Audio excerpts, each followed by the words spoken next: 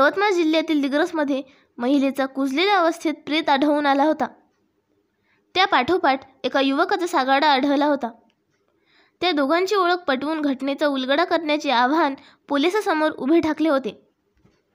या प्रकरणाच्या तपासासाठी 5 पोलिसांचे पथक तयार करण्यात आले होते। दरम्यान आज त्या दोन्ही मृतकांची ओळख पटली आहे।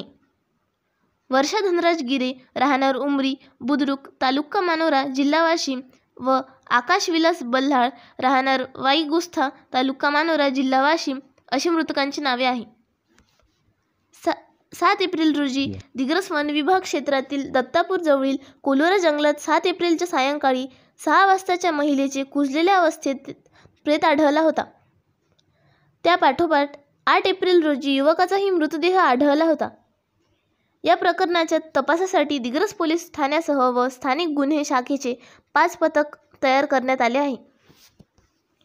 अखेर आज गुरुवार दिनांक 10 एप्रिल रोजी त्या दोघांची ओळख पटली। पुढील तपास पोलीस करीत आहेत।